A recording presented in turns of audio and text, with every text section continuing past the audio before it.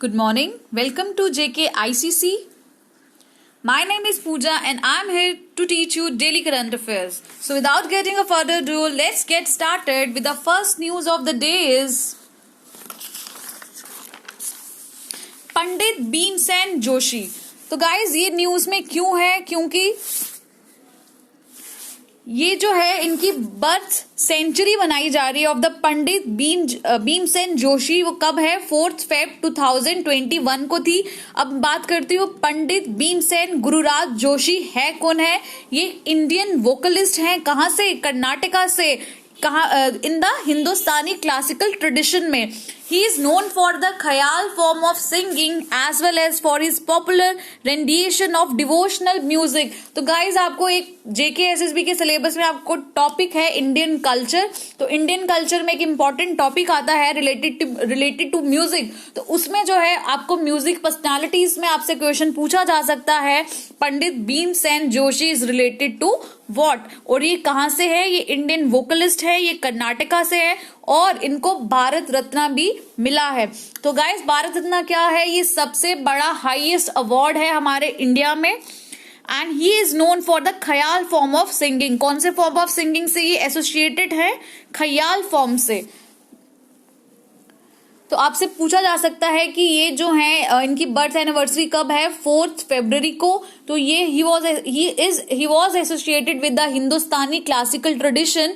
तो इनको ख्याल फॉर्म ऑफ सिंगिंग के लिए जाना जाता है और पॉपुलर जो डिवोशनल म्यूजिक होते हैं जैसे भजन वगैरह उसके साथ भी ये एसोसिएटेड हैं. तो भीमसेन जोशी जो है ये बिलोंग करते हैं कौन से घरानाज होते हैं? ठीक है, डिफरेंट आपको जब म्यूजिक, जिनको कोई थोड़ी म्यूजिक की नॉलेज है उनको भी पता होगा कि म्यूजिक में क्या होते हैं. या डांस फॉर्म में भी एक घराना ट्रेडिशन होते हैं, घराना tradition of Hindustani classical music. तो क्लासिकल म्यूजिक जो है वो 2 टाइप के हैं, एक कर्नाटिक म्यूजिक है, एक हिंदुस्तानी म्यूजिक है. तो ये जो पंडित भीमसेन जोशी है ये किसके साथ एसोसिएटेड है? ये हिंदुस्तानी क्लासिकल म्यूजिक के साथ एसोसिएटेड है और ये बिलोंग करते हैं किराना घराना से. कौन से घराने से गाइस? किराना घराने से. तो इनको 1998 में इनको संगीत नाटक अकादमी फेलोशिप मिली थी. हाईएस्ट ऑनर जो था वो मिला था संगीत नाटक अकादमी से. और गाइस इनको भारत रत्न मिला है कौन से साल में? 2009 में. 2009 में इनको भारत रत्न भी दिया गया है. तो ये आपके लिए इंपॉर्टेंट है इंडियन कल्चर्स के पर्सपेक्टिव से. Next is 6 new circles of Archaeological Survey of India created. 6 नए सर्कल जो हैं आर्कियोलॉजिकल सर्वे ऑफ इंडिया के वो बनाए गए हैं हमारे इंडिया में. मैंने आपको लास्ट क्लास में आपको आर्कियोलॉजिकल सर्वे ऑफ इंडिया में के बारे में आपको मैंने बताया था डिटेल में. तो आर्कियोलॉजिकल सर्वे ऑफ इंडिया क्या है? ये एक इंस्टीट्यूशन है जो मिनिस्ट्री ऑफ कल्चर के अंडर काम करता है. तो गाइज मुझे कमेंट सेक्शन में लिख के बताओ who is the father of ये archaeological survey, who was the first chairperson या president of the archaeological survey of India.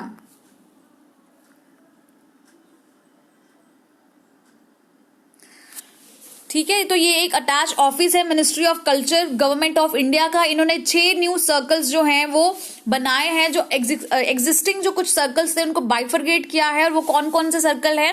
First is Rajkot circle, इसको गुजरात सर्कल से बाइफरगेट किया है वडोदरा सर्कल से. नेक्स्ट इज जबलपुर सर्कल, ये मध्य प्रदेश में है, इसको बाइफरगेट किया गया है भोपाल सर्कल से. थर्ड इज त्रिची सर्कल जो तमिलनाडु में है, इसको बाइफरगेट किया गया है चेन्नई सर्कल से. नेक्स्ट इज मेरठ सर्कल जो उत्तर प्रदेश में है, इसको बाइफरगेट किया गया है आगरा सर्कल से. तो नेक्स्ट इज झांसी सर्कल जो कहाँ का बाइफरकेशन है? लखनऊ सर्कल का. नेक्स्ट इज रावगंज सर्कल जो वेस्ट बंगाल में है, उसको बाइफरगेट किया गया है किससे? कोलकाता सर्कल से. तो इन एडिशन में क्या है? हम्पी मिनी सर्कल जो है उसको अपग्रेड किया गया है as a full fledge circle and Delhi mini circle को मर्ज किया गया है दिल्ली सर्कल के साथ. तो guys these things are important for your examination point of view कि ये जो कुछ सर्कल्स है, नए सर्कल जो मैंने इसने जो आर्कियोलॉजिकल सर्वे ऑफ इंडिया है, इन्होंने 6 नए सर्कल्स जो हैं वो बनाए हैं.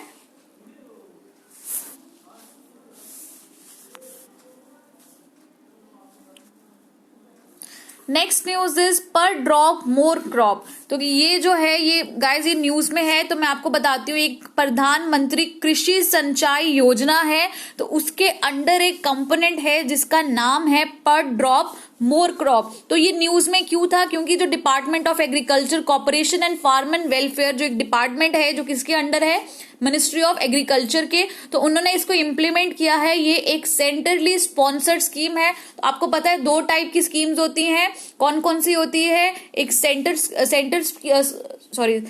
सेक्टर स्कीम होती है, एक सेंटर स्पॉन्सर्ड स्कीम होती है। तो ये स्कीम है पर ड्रॉप मोर क्रॉप, जो इस कंपोनेंट है किस स्कीम का, प्रधानमंत्री कृषि सिंचाई योजना का। ये जो है ये एक सेंट्रली स्पॉन्सर्ड स्कीम है। ये कब लॉन्च हुई थी, 2015-16 में लॉन्च की गई थी। अब मैं बात करती हूँ प्रधानमंत्री कृषि सिंचाई योजना की। तो ये सेंट्रली स्पॉन्सर्ड स्कीम है, ये 2015 में लॉन्च की गई। इसका मोटो क्या था, हर खेत को पानी। गाइस जैसे होता है कि पानी जो होता है वो आपने देखा होगा, पानी जो है वो खेतों में छोड़ देते हैं, तो उसकी वजह से क्या होता है, स्टेगनेंट पानी जो है वो स्टेगनेंट होता है, जिसकी स्टेगनेंट हो जाता है और क्रॉप्स जो है वो सड़ जाती है, क्रॉप भी वेस्ट होती है और पानी भी वेस्ट होता है। तो इन्होंने क्या किया, एक साइंटिफिक आइडिया को अपनाया है जिसको बोला जाता है, जैसे वो स्प्रिंकल वो इरिगेशन है, उसमें क्या होता है कि सिर्फ जहां पे वो जो पेड़ लगा होता है सिर्फ वहीं पानी दिया जाए, ठीक है, तो उसको बोला जाता है। तो इसका मोटो क्या है, हर खेत को पानी। तो ऑब्जेक्टिव क्या है इसका, कि एक्सपैंड करना है कल्टीवेटेड एरियाज को विद एश्योर्ड इरिगेशन, ताकि जो है पानी का जो वेस्टेज है उसको रिड्यूस कर सके और वाटर की एफिशिएंसी को बढ़ा सके। तो एक प्रोटेक्टिव इरिगेशन सिस्टम को जो है हमने क्रिएट करना है, ताकि जो रेन वाटर है उसको हम हार्नेस कर सकें एट द माइक्रो लेवल। तो नेक्स्ट इज एनहांस करना है the recharge of the aquifers. तो इसीलिए ये पर ड्रॉप मोर क्रॉप स्कीम जो है ये इंपॉर्टेंट है, ये एग्रीकल्चर में हमें देखी जाती है। तो एफर्ट्स देखे गए हैं कि कन्वर्ज किया जा रहा है पर ड्रॉप मोर स्कीम को विद द अटल भूजल योजना, ठीक है, नमामि गंगा डिस्ट्रिक्ट के साथ, जो प्रधानमंत्री किसान ऊर्जा सुरक्षा एवं उत्थान महाअभियान, ये पीएम कुसुम एक स्कीम है। तो एफर्ट्स लिए जा रहे हैं कि जो पर ड्रॉप मोर क्रॉप जो स्कीम है, इनको ये जो स्कीम्स है उसके साथ मर्ज करा जाए, ताकि जो वाटर हार्वेस्टिंग स्ट्रक्चर है through water shade development component जो है प्रधानमंत्री कृषि सिंचाई योजना का, वो जो कंपोनेंट है वो रिलेटेड है टू द माइक्रो इरिगेशन से, ठीक है। तो ताकि उस पे जो है 500 करोड़ का फंड दिया गया है, माइक्रो इरिगेशन फंड, जो किससे मिलेगा, थ्रू द नाबार्ड के थ्रू, ठीक है। तो गवर्नमेंट क्या कर रही है, 3% इंटरेस्ट सबवेंशन। क्या जैसे आप लोन लेते हो तो लोन में आपको इंटरेस्ट देना पड़ता है, प्रिंसिपल अमाउंट भी देना पड़ता है और इंटरेस्ट भी देना पड़ता है। तो गवर्नमेंट ने क्या किया है, इस स्कीम के अंडर 3% जो है आपको इंटरेस्ट की माफी दी है, मतलब सब्सिडी दी है लोन्स पे, जो स्टेट गवर्नमेंट को एक्सटेंड किया गया है under which scheme, micro irrigation fund. तो इसका जो मेन मोटिव है वो क्या है, मेन मोटिव यही है कि ये फोकस करता है on enhancing water use efficiency at the farm level through micro irrigation, जैसे drip and sprinkler irrigation system हमें देखने को मिलता है, ठीक है। एक माइक्रो इरिगेशन का एक कंपोनेंट है इसमें, इस कंपोनेंट से क्या है, ये कंपोनेंट सपोर्ट करता है माइक्रो लेवल वाटर स्टोरेज को और वाटर कंजर्वेशन मैनेजमेंट एक्टिविटीज को, ताकि ये सप्लीमेंट कर सके the source creation for the micro irrigation. तो गाइस आपसे पूछ सकते हैं, हर खेत को पानी is a component of which scheme, ठीक है। तो ये कौन सी स्कीम का कंपोनेंट है, ये मैंने आपको स्कीम बता दी है, प्रधानमंत्री कृषि सिंचाई योजना। और ये स्कीम जो है इसका एम क्या है, इसका फोकस क्या है। नेक्स्ट इज इंडिया पोस्ट और टाटा मेमोरियल सेंटर ने एक रिलीज किया है स्पेशल कवर, कब, कैंसर, वर्ल्ड कैंसर डे पे। तो गाइज आपसे पूछा जा सकता है कि वर्ल्ड कैंसर डे जो है वो कब मनाया जाता है, वो 14 फेब को मनाया जाता है।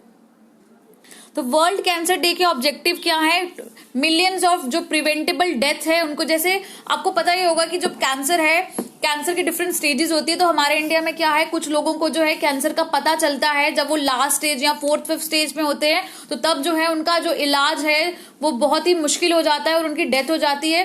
तो कैंसर जो है अगर 1st 2nd स्टेज में पता चल जाए तो वो क्योर किया जा सकता है। तो कैंसर एक ऐसी बीमारी है जो अगर स्टार्टिंग में पता चल जाए तो इसको क्योर किया जा सकता है।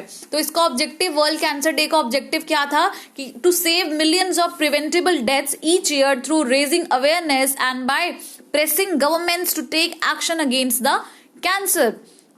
तो ये वर्ल्ड कैंसर डे को ऑर्गेनाइज कौन करती है? Union for international cancer control है। ये एक इंटरनेशनल एनजीओ है जो एग्जिस्ट करती है ताकि वो हेल्प कर सके ग्लोबल हेल्थ कम्युनिटी को, ताकि वो जो है उनकी जो लड़ाई है कैंसर के खिलाफ उसको तेजी से बढ़ा सके। तो ये एक एनजीओ है, ये 1933 में बनी थी। क्या नाम है गाइस इस एनजीओ का? Union for international cancer control. ये एक एनजीओ है, 1933 में इसको बनाया गया और ये जिनेवा बेस्ड जो है ये एनजीओ है। जिनेवा कहाँ पे है? स्विट्जरलैंड में। तो मैं बात करती हूँ जो वर्ल्ड कैंसर डे है 4th फेब को सेलिब्रेट किया जाता है। इसका ओरिजिन कब हुआ था? एक पेरिस चार्टर जो था वो अडॉप्ट किया गया, एक वर्ल्ड समिट हुई थी अगेंस्ट द कैंसर पेरिस में 2000 में। ठीक है, तो 2019 में इसकी थीम क्या थी? Union for international control cancer control launch new 3-year campaign जिसका नाम था आई एम एंड आई विल। तो गाइज 2019 में एक इसकी थीम थी जो 3 सालों के लिए थी, मतलब 19, 20, 21। तो आज भी वो थीम है जिस थीम का नाम क्या है? I am and I will. तो आपसे पूछा जा सकता है कि I am and I will is a theme related to which disease?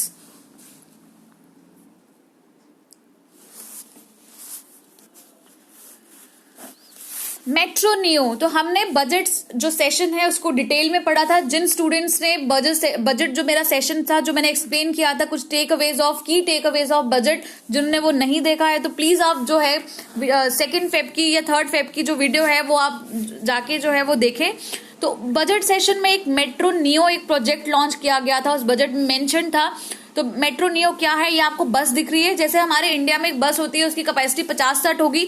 तो ये क्या करेगा, ये मेट्रो नियो में 3-4 जो बसेस हैं इसको जो है वो लिंक कर दिया जाएगा। और ऊपर से आप वायर्स देख रहे हो कि ये एक इलेक्ट्रिकल बसेस होती हैं। ये एक जो है ये इसमें भी इंजन होता है बट इसमें इलेक्ट्रिकल इंजन होता है। इसमें ये जो कोल या पेट्रोल या डीजल से ये नहीं चलती। तो ये इलेक्ट्रिसिटी, जैसे आप ऊपर ये देख रहे हो आपको वायर्स दिख रही है, तो वहां से इसका ये जो कनेक्शन आ रहा है।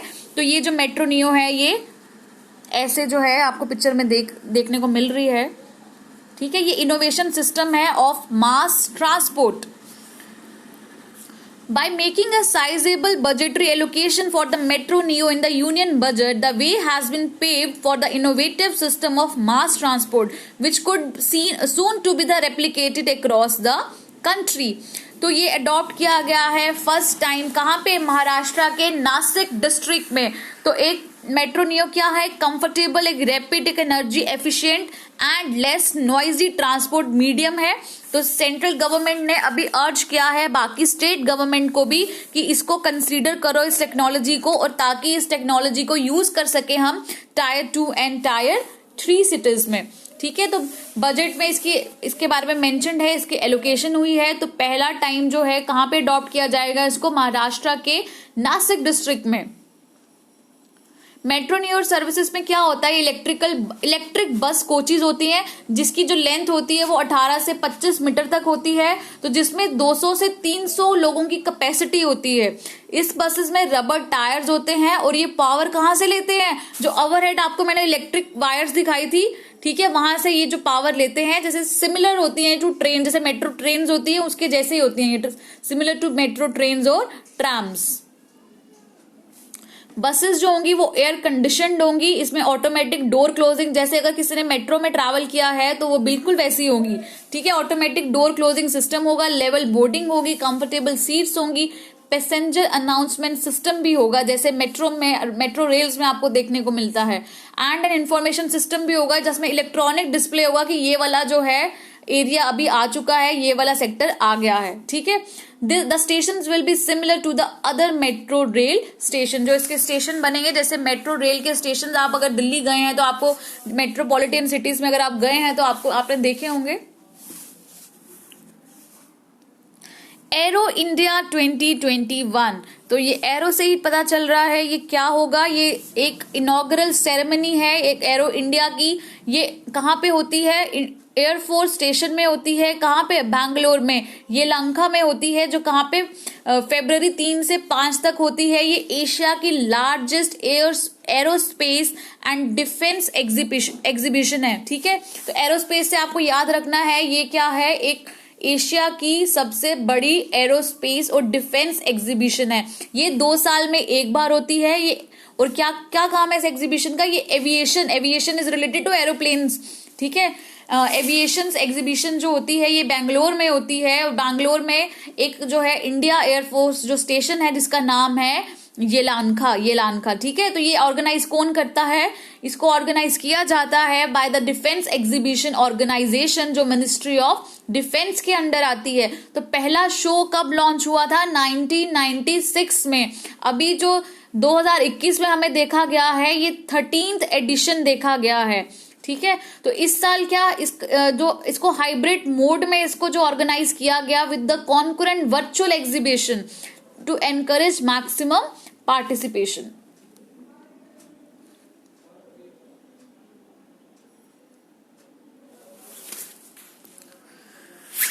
Last news of the day is what are government securities? Guys, this topic is very important for your examination point of view. कैसे इकोनॉमी जो है आपको एसएसबी के सिलेबस में भी है, आपको केएस के सिलेबस में भी है, आपको यूपीएससी के सिलेबस में भी है। तो इकोनॉमी में कुछ बॉन्ड्स, मैंने आपको एक दिन बॉन्ड्स बताए थे। बॉन्ड्स होते क्या हैं? बॉन्ड्स क्या होते हैं? एक तरह के एक लोन होता है। जैसे क्या करते हो, अगर आप अपने फ्रेंड से 1000 रुपया जो है उधार मांगते हो, तो आपका फ्रेंड आपसे एक पेपर में साइन कराता है कि आपने जो है मुझसे 1000 रुपया लिया है और आप मुझे इस डेट पे 1000 रुपया वापिस करोगे। अगर वो इंटरेस्ट लगाना चाहता है तो वो उस पर लिखेगा भी कि 1 महीने में इतना इंटरेस्ट लगेगा और आपने मुझे प्रिंसिपल अमाउंट इतना देना है और मंथली इंटरेस्ट इतना देना है। तो उसको बॉन्ड बोला जाता है। ठीक है, तो बॉन्ड क्या होता है? एक तरह का ये एक लोन ही होता है। तो ठीक है, तो अब मैं बात करती हूँ गवर्नमेंट सिक्योरिटीज की। गवर्नमेंट सिक्योरिटीज क्या है? ये भी एक तरह का बॉन्ड है, बट ये कौन देता है? ये गवर्नमेंट देती है, ताकि जब गवर्नमेंट को मार्केट से पैसा उठाना होता है तो गवर्नमेंट क्या करता है? बॉन्ड्स जारी करता है, बॉन्ड्स देता है लोगों को और उनसे पैसा लेता है, इन्वेस्टर से पैसा लेता है। तो आज हम बात करेंगे, ठीक है, कि पहले मैं सबसे पहले बात करती हूँ कि ये जो बॉन्ड्स हैं ये गवर्नमेंट सिक्योरिटीज ये है क्या। उसके बाद मैं बात करूंगी कि ये न्यूज में क्यों थे। गवर्नमेंट सिक्योरिटी क्या होती है? ये ट्रेडेबल इंस्ट्रूमेंट होता है। जो ये कौन इशू करता है? ये सेंट्रल गवर्नमेंट और स्टेट गवर्नमेंट इशू करती है। तो गाइस, आपसे पूछा जा सकता है क्या जो गवर्नमेंट सिक्योरिटीज हैं वो सिर्फ सेंट्रल गवर्नमेंट इशू करती है? नहीं, गवर्नमेंट सिक्योरिटी स्टेट गवर्नमेंट भी इशू करती है। तो इसके हम कुछ फीचर्स की बात कर लें। ये एक्नॉलेज करता है गवर्नमेंट के डेट ऑब्लिगेशंस को। ठीक है, तो गवर्नमेंट सिक्योरिटीज क्या होती है? एक तरह का बॉन्ड ही है, जैसे मैंने आपको बताया बॉन्ड क्या होता है, बट ये गवर्नमेंट देता है। तो गवर्नमेंट सिक्योरिटीज 2 टाइप की होती है। एक होती है शॉर्ट टर्म सिक्योरिटीज को क्या बोला जाता है? Treasury bills. ठीक है, शॉर्ट टर्म सिक्योरिटीज को ट्रेजरी बिल बोला जाता है और इसका टेन्योर जो है वो 1 साल से कम है, मतलब लेस देन 365 डेज। और एक होता है लॉन्ग टर्म क्या हो गया? जिसका टेन्योर 365 डेज से ज्यादा हो। लॉन्ग टर्म को क्या बोला जाता है? शॉर्ट टर्म को तो ट्रेजरी बिल्स बोला जाता है, लॉन्ग टर्म को गवर्नमेंट बॉन्ड्स बोला जाता है। और डेटेड सिक्योरिटी क्या बोला जाता है गाइस? डेटेड सिक्योरिटीज बोला जाता है। तो डेटेड सिक्योरिटीज की जो मेच्योरिटी है वो 1 साल से ज्यादा होती है।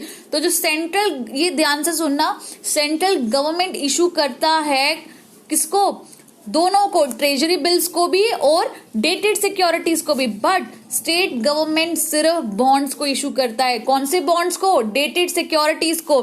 स्टेट गवर्नमेंट ट्रेजरी बिल्स को इशू नहीं करता। ये आप जो है कहीं लिख लो, ये बड़ी इंपॉर्टेंट चीज है। स्टेट गवर्नमेंट जो है ट्रेजरी बिल्स को इशू नहीं करता। स्टेट गवर्नमेंट सिर्फ इशू करता है डेटेड सिक्योरिटीज को, जिसको क्या बोला जाता है? State development loans. क्या बोला जाता है गाइस? State development loans. ठीक है, ये स्टेट गवर्नमेंट्स की डेटेड सिक्योरिटीज को बोला जाता है। और डेटेड सिक्योरिटीज का जो टेन्योर होता है वो कितना होता है, उसका टेन्योर या उसकी मैच्योरिटी 1 साल से ज्यादा की होती है। सिंस ये इशू किए जाते हैं गवर्नमेंट से, तो ये इसका अगर गवर्नमेंट से इशू किए जाते हैं तो इसमें रिस्क भी कम होगा, तो इसमें बहुत कम रिस्क होता है डिफॉल्ट का, यहाँ रिस्क होता ही नहीं है डिफॉल्ट का, तभी इनको क्या बोला जाता है, ये भी इंपॉर्टेंट है, या इनको सॉवरेन बॉन्ड्स बोला जाता है, या इनको risk free gilt edged instrument. ठीक है, गवर्नमेंट सिक्योरिटीज को क्या बोला जाता है, risk free gilt edge securities बोला जाता है।